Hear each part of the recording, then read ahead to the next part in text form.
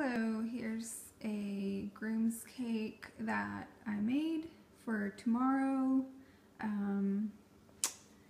It's going to be at the Air Terminal Museum in Houston tomorrow, Sunday, February 28th.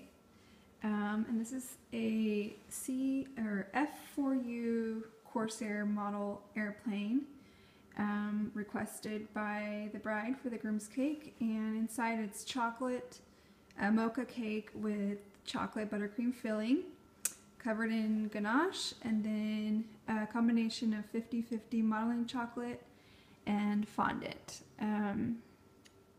It's a structured cake, and it has a working propeller.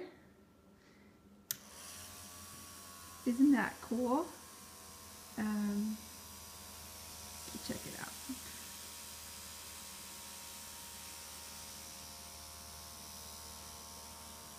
And this is a battery operated propeller motor. So there you have it.